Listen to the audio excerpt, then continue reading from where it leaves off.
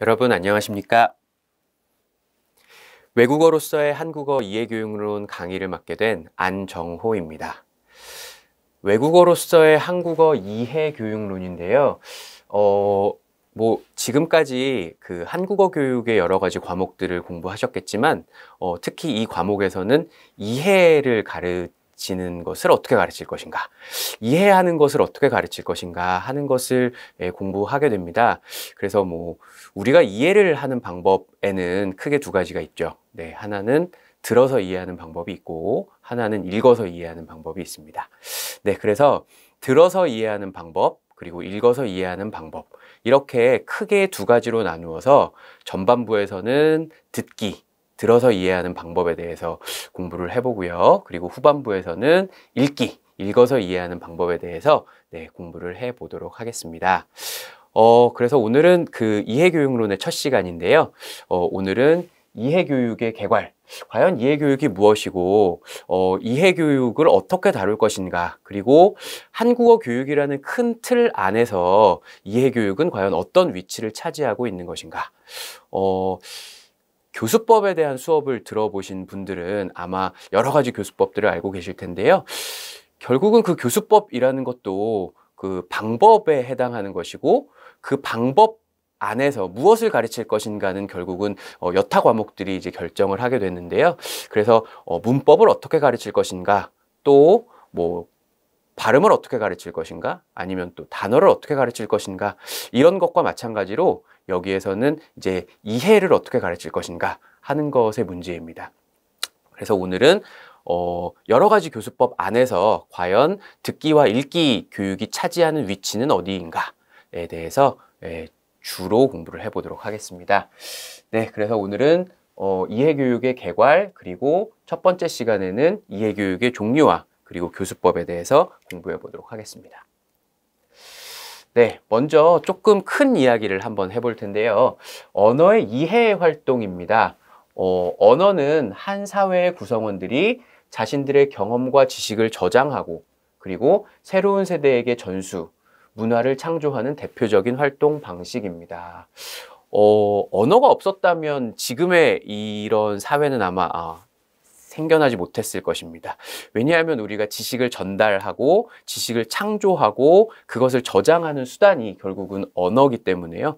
언어가 없었다면 아마 지금의 이러한 그 엄청난 과학 기술이라든지 문화의 발전은 이루지 못했을 거라고 저는 생각을 합니다. 네, 그래서 지식을 저장하고 경험을 저장하고 그것을 다음 세대에게 넘기는, 그리고 대표적인 활동 방식이 과연 언어 활동인데요. 그래서 말하자면 언어를 통해서 우리는 세계를 인식하기도 하고 해석하기도 하고 그것을 토대로 재창조하기도 합니다. 네. 언어를 통해서 세계를 인식한다 하는 것이 결국은 이해 활동의 주가 될 텐데요. 우리는 태어나서 어머니에게 또는 아버지에게 말을 배우고 그 말을 통해서 세계를 보기 시작을 합니다. 그래서 그 요즘에 어린 아이들에게 빨리 이제 말을 막 가르치려고 하는 부모님들이 굉장히 많은데요. 그래서 신기한 무슨 한글 땡땡 이런 것들을 통해서 아주 어릴 때부터 목도 잘 못 가누는 아이들에게 막 언어를 가르치려고 하시는 부모님들이 있습니다. 그 이유는 바로 이런 이유겠죠. 어린 아이에게 빨리 세상을 인식시키고 아이에게 경험과 지식을 전달하고자 하는 부모님들의 그런 욕심이 아닐까 생각을 하는데요. 글쎄요, 저는 개인적으로는 그렇게 찬성하진 않습니다. 어차피 나중에 굉장히 많은 경험과 지식을 배워야 하는데 굳이 목도 못 가누는 아이들에게 벌써 가르치는 게 과연 바람직한가 싶은데요. 결국은 언어를 통해서 우리는 세계를 인식하고 해석을 하기 때문에 그 언어를 가르친다는 것은 세계를 가르치는 것이고 결국은 문화를 가르치는 것이다. 이렇게 우리는 이해할 수 있을 것 같습니다. 네. 그래서 언어 활동을 좀 구분을 해 봐야 되는데요. 우리가 하게 되는 언어 활동은 크게 형태에 따라 구분을 할 수도 있고요. 그리고 또 하나는 기능에 따라 구분을 할 수 있을 텐데요. 형태에 따라 구분을 할 때는 구어 활동과 문어 활동이 있습니다. 네. 형태라는 것은 언어의 모양을 말하는 것이죠. 그래서 언어의 모양이 구어이냐, 그러니까 입으로 전달되는 말이냐, 문어. 아니면 글로 전달되는 말이냐, 이것에 따라서 크게 구어 활동과 문어 활동으로 구분을 합니다. 그래서 구어 활동이라고 했을 때는 그 음성 언어를 통해서 하는 활동이기 때문에 듣기와 말하기. 네, 그렇죠? 그래서 듣기는 말을 이해하는 활동이고요. 말하기는 그 말을 표현하는 활동이죠. 그리고 또 하나는 문어 활동인데요. 문어 활동은 쉽게 생각하면 이제 문자를 통해서 하는 언어 활동이죠. 그래서 문자를 통해서 하는 언어 활동인 읽기와 쓰기가 있습니다. 그래서 이 수업은 이해교육론이기 때문에 아까 처음에 말씀드렸지만 듣기와 읽기를 다루게 되는데요. 그래서 형태에 따른 구분을 보자면 구어 중에서는 듣기, 문어 중에서는 읽기 활동을 다루게 되는 과목입니다. 특히 이런 어떤 기능 교육에 대한 수업을 나누는 방법이 지금 이제 여기서는 이해 교육론과 표현 교육론으로 나누고 있지만 뭐 학교에 따라서 이것을 듣기 말하기 교육과 읽기 쓰기 교육으로 나누는 학교도 있습니다. 그런데 그렇게 보자면 그것은 이제 형태에 따른 구분이 되겠죠. 그렇지만 여기서는 형태에 따른 구분을 하지 않고요. 기능에 따라 구분을 하게 됩니다. 네, 기능에 따라 구분을 할 때는 표현 활동과 그리고 이해 활동으로 구분을 할 수 있는데요. 표현 활동은 그야말로 언어를 활용해서 자신의 생각이나 의사를 다른 사람에게 전달하기 위해서 하는 활동이 표현 활동이죠. 말하기와 쓰기가 대표적이고요. 그리고 이해 활동이 바로 우리가 공부해야 할 듣기와 읽기가 이해 활동에 들어가게 됩니다. 표현 활동은 뭐 어차피 이 수업에서의 주가 아니고요. 표현 활동은 아마 표현 교육론에서 또 다시 공부를 하시게 될 것입니다. 네, 그래서 이 수업의 요점인 이해 활동의 듣기와 읽기에 대해서 한번 알아보도록 하겠습니다. 여기는 굉장히 말이 복잡하고 어렵게 되어 있는데요. 사실은 뭐 이렇게 복잡하고 어려운 이야기는 아닙니다. 모국어를 습득하면서부터 하게 되는 언어 활동이 바로 듣기이기 때문에 아마 여러분들도 가장 먼저 하게 된 언어 활동이 바로 듣기겠죠. 그리고 읽기에 비해서 사실 듣기는 물론 듣고 이해를 했는지 확인하기는 어렵지만 듣는 것은 굉장히 수동적으로도 할 수 있는, 그러니까 물리적으로 듣는 행위는 굉장히 수동적으로도 할 수 있는 행위이기 때문에 읽기에 비해서도 훨씬 더 빨리 하게 되는 활동입니다. 언어를 매개체로 해서 청자나 독자가 화자나 필자에 전달하고자 하는 의미를 이해하는 인지적인 과정이 이해 활동이다 라고 되어 있는데요. 여기에서의 결국은 청자 그리고 독자는, 청자 독자는 우리가 이해 교육을 통해서 만들고자 하는 학습자 목표가 되겠죠. 유능한 청자와 유능한 독자. 결국은 한국어를 잘 듣는 청자와 한국어를 잘 읽을 수 있는 독자를 만드는 것이 이해 교육의 목표라고 볼 수가 있습니다. 그렇다면 과연 청자와 독자가 듣게 되고 읽게 되는 것은 어디에서 나온 것입니까? 바로 화자와 필자에게 나온 게 되겠죠. 화자가 생산한 음성 언어를 이해하는 것이 청자이고요. 필자가 생산한 문자 언어를 이해하는 것이 결국은 독자입니다. 그래서 사실은 청자와 독자의 역할을 이야기하는 데 있어서 화자와 필자의 역할을 이야기하지 않을 수는 없습니다. 이 둘은 굉장히 뗄래야 뗄 수 없는 밀접한 관계이기 때문에요. 그래서 화자의 의도를 이해하는, 화자의 의미를 이해하는 청자와 필자의 의미를 이해하는 독자, 이해교육론의 목표다. 그래서 한국어를 통해 유능하게 들을 수 있고 유능하게 읽을 수 있는 청자와 독자를 만드는 것. 네, 그렇게 생각하시면 될 것 같고요. 그래서 화자와 필자의 의미를 이해하는 인지적인 과정. 여기서 또 중요한 것은 바로 인지적인 과정이라는 것이죠. 그냥 가만히 듣고 가만히 읽는 그래서 그냥 들었어, 읽었어, 이런 청자나 독자가 아니라 그것이 뭐 예를 들면 듣기는 어떤 공기의 진동을 통해서 귀로 들어온 음성 언어가 뇌에 전달이 돼서 뇌에서 어떠한 정보 처리 과정을 거쳐 그것이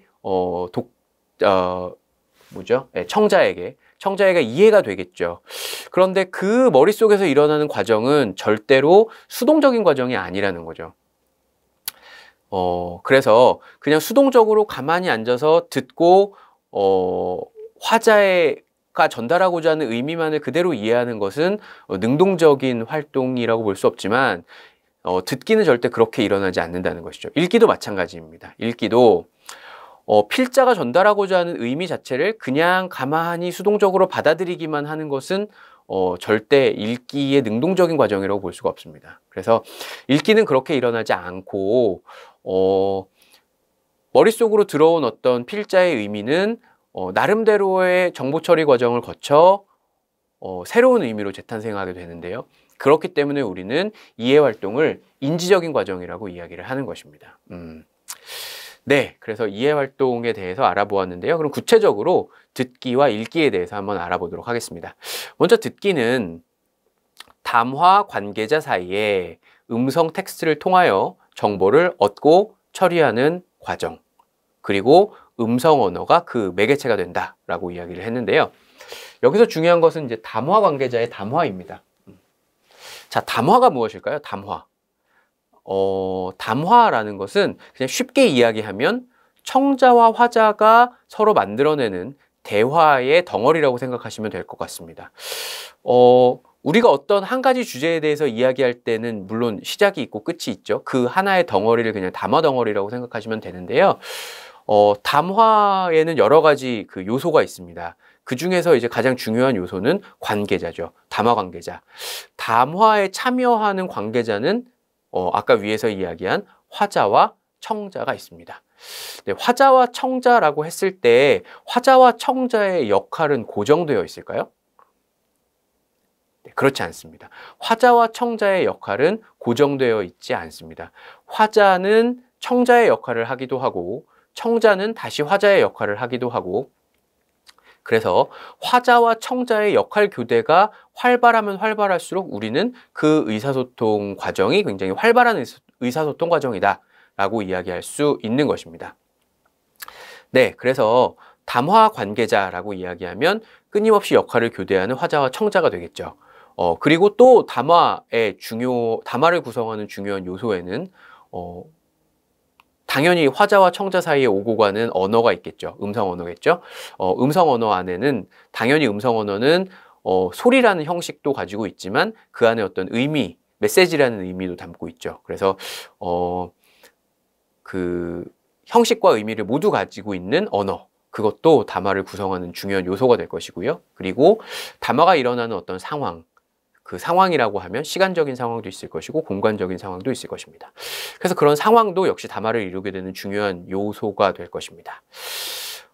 그래서 담화 관계자, 화자와 청자 사이에 음성 텍스트, 아까 말씀드린 화자와 청자 사이를 오가는 언어가 되겠죠. 음성 텍스트를 통하여 정보를 얻고 처리하는 과정.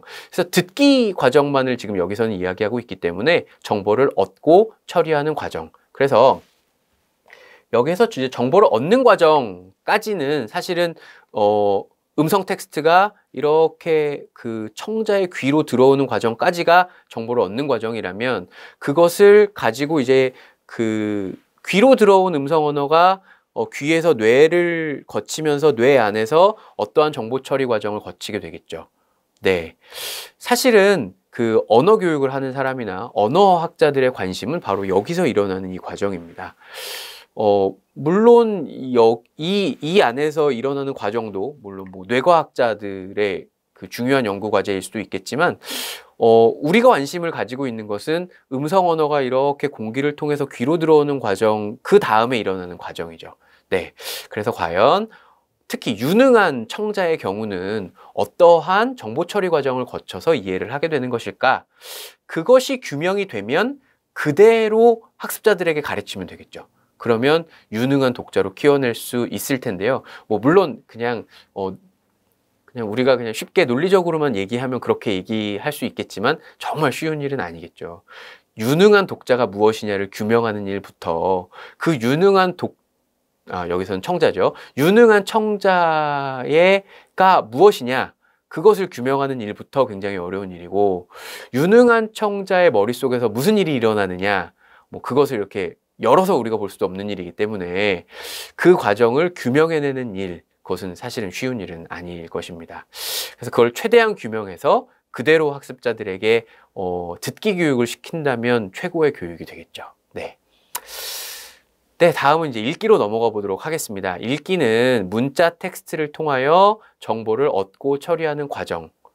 사실은 정보를 얻고 처리하는 과정이라는 측면에서는 듣기와 동일합니다.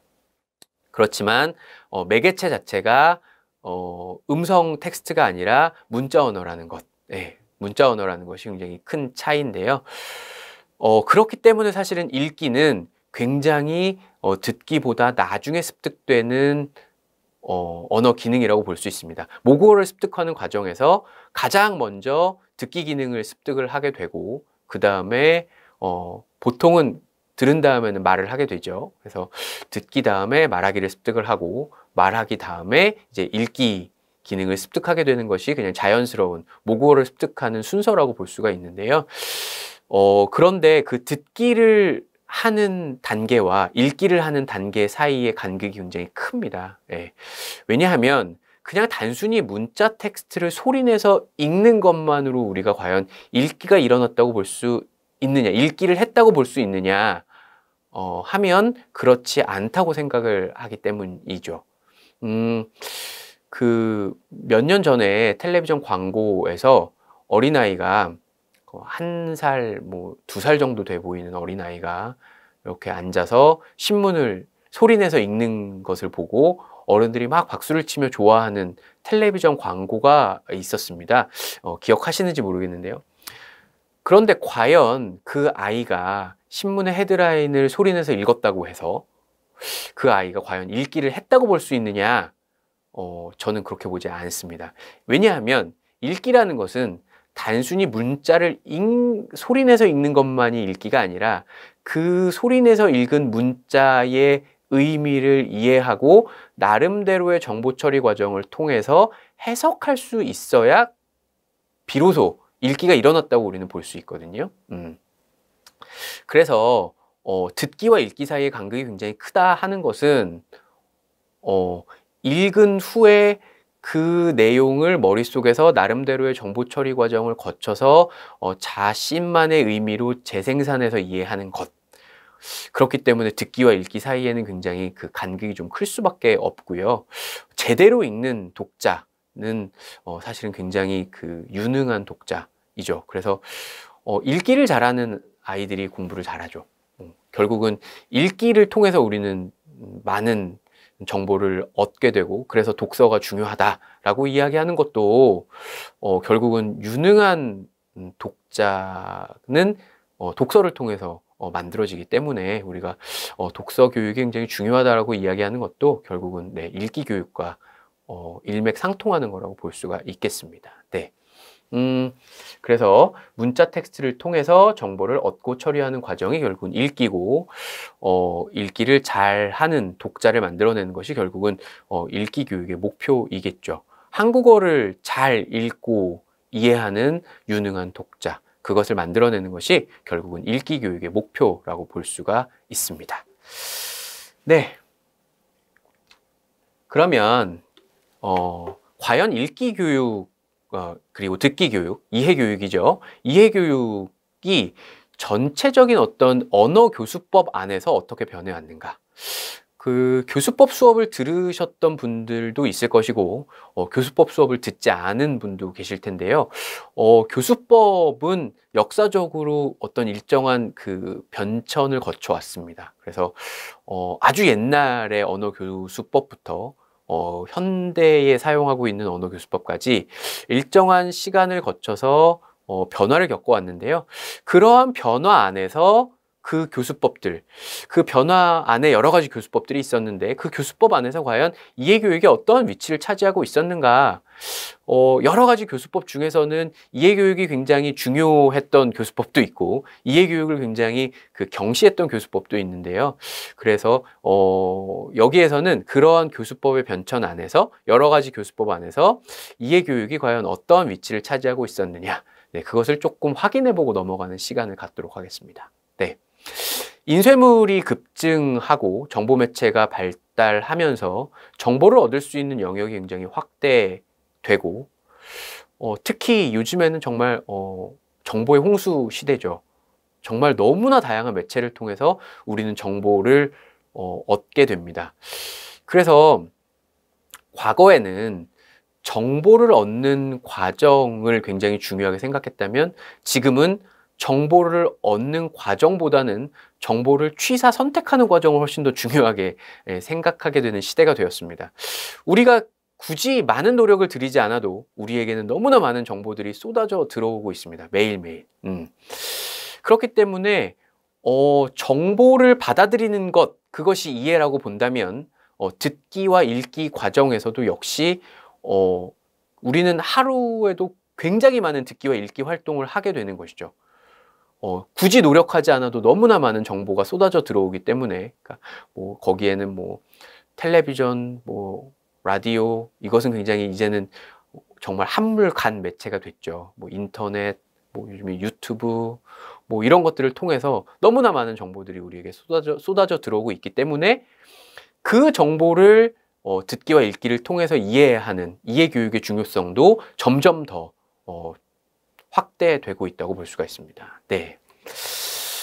그러한 과정인데요. 그래서 현대에는 이제 이해교육이 굉장히 중요하게 생각이 되고 있는데 과연 과거에도 그랬을까 하는 것이죠. 자, 첫 번째 볼 교수법은 문법 번역식 교수법입니다. 문법 번역식 교수법은 사실은 누군가가 이것이 교수법입니다. 외국어는 이런 방법으로 가르쳐야 합니다. 이렇게 이론으로 나온 교수법이 아닙니다. 이것은 그냥 옛날부터 자연스럽게 그냥 이렇게 가르쳐 왔던 것이죠. 문법 번역식이라고 하면 그야말로 외국어로 된 문장을 하나씩 모국어로 번역을 하면서 언어를 가르쳤던 그런 교수법이 문법 번역식 교수법입니다. 소크라테스식 교수법이라고도 이야기를 하는데요. 옛날에 소크라테스 시대에 외국어를 이런 식으로 가르쳤다고 합니다. 그래서 최초의 외국어 교수법인데 다시 말씀드리지만 이것은 누군가가 이것을 문법 번역식 교수법은 이런 방법으로 하는 교수법입니다. 이러한 장점이 있고 이러한 단점이 있습니다. 문법 번역식 교수법으로 문법을 가르칠 땐 이렇게, 어휘를 가르칠 땐 이렇게 나온 교수법이 아니기 때문에 사실은 이론적으로 정립되어 있는 방법은 없습니다. 그렇지만 과거부터 계속 습관적으로 사용되었던 교수법, 관습적으로 사용되었던 교수법이기 때문에 여기에는 어떤 일정한 패턴이 있죠. 그래서 과거에 아주 옛날에 80년대, 90년대에 중학교, 고등학교에서 영어를 배우셨던 분들은 아마 대부분은 문법 번역식 교수법을 통해서 영어를 배우셨을 것이라고 생각합니다. 그 교실에서의 장면 생각나시죠? 영어 선생님이 영어책을 들고 한 줄 영어로 읽으시면 따라 읽고 그것을 그대로 한국어로 번역을 해주시고 그러면 그 번역을 받아 적고 그리고 또 다음 줄로 넘어가서 또 읽고 번역해 주시고 받아 적고 하던 그런 방법이라고 생각하시면 됩니다. 그렇기 때문에 문법 번역식 교수법에서는 읽기 교육이 굉장히 중요하게 생각이 되었습니다. 문학 작품이나 외교 문서 등을 읽을 때 주로 동원이 되던 읽기 교육을 굉장히 강조했고 그렇기 때문에 우리가 이야기하는 고전, 정말 옛날부터 중요하게 읽혀졌던 고전, 인간으로서 어떤 올바른 가치관을 함양하기 위해서는 반드시 읽어야 한다고 생각했던 고전 교육을 굉장히 중요하게 생각했던 것도 문법 번역식 교수법입니다. 네, 그렇다면 여기에서의 듣기 교육은 어땠을까요? 거의 관심이 없었다고 보면 되죠. 예. 읽기 교육을 굉장히 중요하게 강조를 했고 그리고 수업도 모두 외국어가 아니라 모국어로 이루어졌기 때문에 듣기, 외국어 듣기 교육은 거의 강조되지 않았습니다. 그래서 읽기 교육을 굉장히 강조했는데요. 그 읽기 교육도 학습자 중심의 굉장히 능동적인 읽기 교육이 아니라 교사 중심의 굉장히 수동적이고 학습자는 수용만 하는 그런 읽기 교육 방법이었다. 이렇게 볼 수 있습니다. 네, 그 예전에 한 6, 70명 정도의 학생들을 대상으로 이루어졌던 학교에서의 영어 교육을 생각해 보시면 아마 그게 그냥 문법 번역식 교수법의 전형이 아닐까 그런 생각이 듭니다. 네, 다음은 직접식 교수법인데요. 직접식 교수법에서는 듣기의 중요성이 굉장히 강조되었습니다. 왜냐하면 직접식 교수법의 가장 중요한 핵심은 외국어로 외국어를 가르친다는 것이기 때문입니다. 외국어로 외국어를 가르치기 때문에 외국어를 이해하지 못하면 선생님의 말을 듣고 외국어를 이해하지 못하면 수업을 따라갈 수가 없었겠죠. 그렇기 때문에 직접식 교수법에서는 듣기 교육이 굉장히 중요하게 생각되어졌습니다. 특히 직접식 교수법은 외국어로 외국어를 가르치기 때문에 듣기 교육이 중요하게 생각됐다 이렇게 이야기하는데요. 그렇지만 사실은 이때 직접식 교수법도 뭔가 지금의 외국어 교육처럼 많은 연구가 이루어지고 듣기 교육이 어떤 과정을 통해서 어떤 방법을 통해 이루어져야 하느냐 이런 연구가 이루어진 후에 행해졌던 교육이 아니기 때문에 사실은 듣기의 중요성이 강조됐다는 것은 그냥 외국어로 외국어를 배워야 하기 때문에 그래서 듣기가 강조됐다. 우리가 이렇게 그냥 추측을 하는 것이죠. 네, 다음은 청각구두식 교수법인데요. 청각구두식 교수법은 번역을 하는 책에 따라서 청화식 교수법이라고도 하는 학교도 있습니다. 네. 청각구두식은 그야말로 듣고 따라하는 교수법입니다.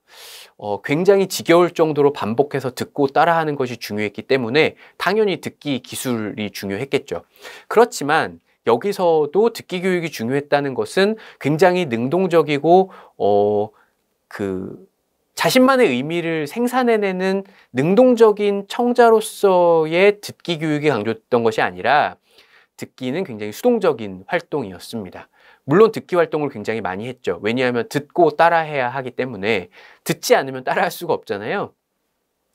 그래서 굉장히 문법적으로나 어떤 어휘적으로 굉장히 모범이 되는 문장, 모범이 되는 샘플 대화문을 끊임없이 듣고 그것을 따라함으로써 학습자들은 나중에는 자기도 모르게 그 상황에서 그 문장이 튀어나올 수 있도록 만드는 것이 청각구두식 교수법의 목표이기 때문에 학습자들은 굉장히 반복적으로 모범이 되는 대화문을 듣고 따라합니다. 이러한 청각구두식 교수법이 지금은 청각구두식 교수법만을 활용하여 외국어를 가르치는 한국어를 가르치는 교사나 기관은 이제는 없습니다. 그렇지만 어떠한 언어교육 단계 안에서는 분명히 청각구두식 교수법을 활용해야 되는 부분이 있고 효과적인 부분이 있습니다. 그래서 물론 듣기 교육의 전반을 청각구두식 교수법만으로만 행하는 것은 굉장히 위험한 일이지만 청각구두식 교수법이 지금도 굉장히 활용될 수 있는 가능성은 크다 하는 것을 늘 염두에 두셔야 할 것 같습니다. 그래서 지금도 어학원이나 어학교육기관 중에서는 랩실이라는 거 아시죠? 이렇게 헤드폰을 쓰고 거기에서 나오는 말을 이렇게 반복해서 따라하는 랩실을 활용하고 있는 언어교육기관들이 많은데요. 그것도 일종의 청각구두식 교수법을 활용한 교육 방법이라고 생각하시면 될 것 같습니다. 네, 청각구두식 교수법에서는 듣기의 역할을 수동적이라고 인식을 했고 언어의 구조와 형태 등을 학습하기 위한 과정, 아까 말씀드렸지만 모범이 되는 언어의 구조, 모범이 되는 문법, 형태 이런 것을 만들어 놓고 반복해서 듣고 따라하는 것이기 때문에 듣기 말하기를 위한 전 단계로서의 듣기였습니다. 이 문장이 얼핏 이해가 잘 안 가실 수도 있는데요. 여기서의 듣기와 그럼 여기서의 듣기는 과연 다른 듣기냐? 네, 다른 듣기입니다. 학습을 하기 위한 과정으로서의 듣기이기 때문에 여기서의 듣기는 아까 말씀드린 굉장히 수동적인 듣기인데요. 수동적인 듣기가 바로 이 듣기가 되겠고요. 다시 말씀드리겠습니다. 형태들을 학습하기 위한 과정으로서의 듣기 말하기를 위한 전 단계로서의 듣기. 이렇게 끊어보셔야 좀 더 이해가 쉬우실 것 같아요. 그래서 여기서 말하는 듣기와 말하기는 정말 학습자가 스스로 능동적으로 자신의 의미를 생산해내기 위한 듣기 말하기입니다. 능동적인 화자와 청자로서의 듣기 말하기. 그것을 위한 전 단계로서의 듣기입니다. 그러니까 그 청각구두식 교수법에서는 어떤 모범이 되는 문장을 반복해서 듣고 따라하다 보면 그 과정을 통해서 결국은 유능한 화자, 유능한 청자가 될 수 있다고 믿는 것이죠. 네. 그래서 여기서의 듣기와 여기서의 듣기는 조금 다른 차원의 듣기라는 것, 네, 그것을 이해하셔야 될 것 같습니다. 네. 마지막으로 이제 의사소통 중심 교수법인데요. 지금 대부분의 언어교육기관, 한국어교육기관에서 표방하고 있는 교수법, 네, 의사소통 중심 교수법이라고 볼 수 있습니다. 그래서 의사소통 중심 교수법이라고도 하고 뭐 의사소통 중심 접근법이라고도 하고 뭐 여러 가지 용어를 좀 사용하긴 하는데요. 그것은 조금 더 다른 차원의 문제이기 때문에 그냥 여기서는 의사소통 중심이다 하는 것을 생각하고 들으시면 될 것 같습니다.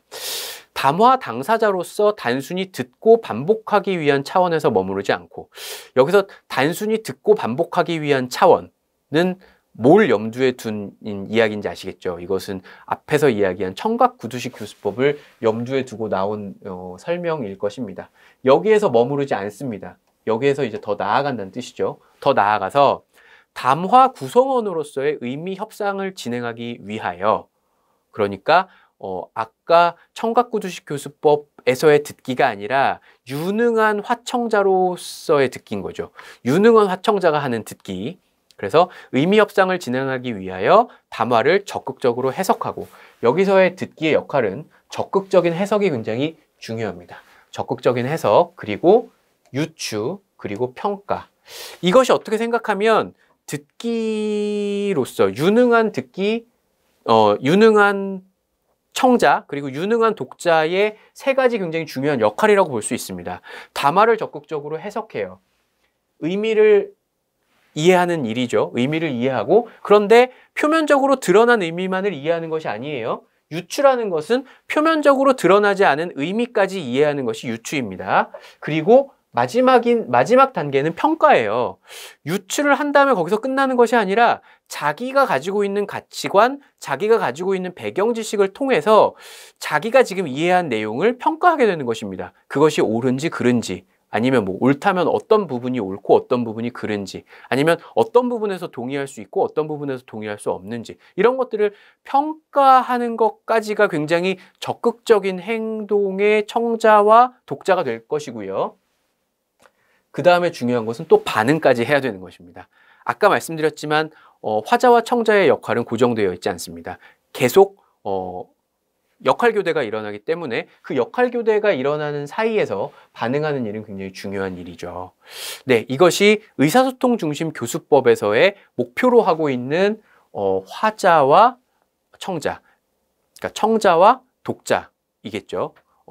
여기서는 지금 이해의 차원에서 이야기를 하고 있으니까 청자와 독자의 역할, 다시 말씀드리겠습니다. 담화를 적극적으로 해석, 그리고 거기서 내용을 유추하기도 하고 평가하기도 하는 청자와 독자의 역할, 그리고 최종적으로는 반응하는 일까지, 예, 목표로 하고 있는 것이 의사소통 중심 교수법에서의 목표로 하고 있는 청자와 독자의 역할입니다. 네, 이미 읽은 것을 바탕으로 의미를 재해석하고, 그리고 유추하고 비판하는 등의 기존 담화의 재구성에까지 참여하는 역할을 수행한다. 그래서 사실 뭐 가의 내용은 청자로서의 역할이고요. 나의 내용은 독자로서의 역할인데요. 두 개는 결국은 하나는 음성 언어를 중심으로 하고 하나는 문자 언어를 중심으로 하고 있다는 점에서만 차이가 있을 뿐이고, 결국은 뭔가 이해 과정에서 적극적으로 자신의 배경 지식과 자신의 가치관을 개입시켜서 의사소통 과정에 적극적으로 참여하는 화자와 독자를 목표로 한다는 점에서는 두 개가 같은 과정이라고도 볼 수 있습니다. 네, 이렇게 지금까지 여러 가지 교수법 안에서 이해교육이 어떤 위치를 차지하고 있는가까지 오늘 보았습니다. 네, 다음 시간에는요, 이제 아까 제가 말씀드린 학습자들의 머릿속에서 무슨 일이 일어나고 있는가. 그래서 좀 더 적극적이고 좀 더 유능한 청자와 독자의 머릿속에서는 무슨 일이 일어나고 있는가. 거기에 이제 몇 가지 모형이 있는데요. 그 모형에 대해서 다음 시간에 공부해 보도록 하겠습니다. 네, 그럼 오늘 수업은 여기까지 하겠습니다. 감사합니다.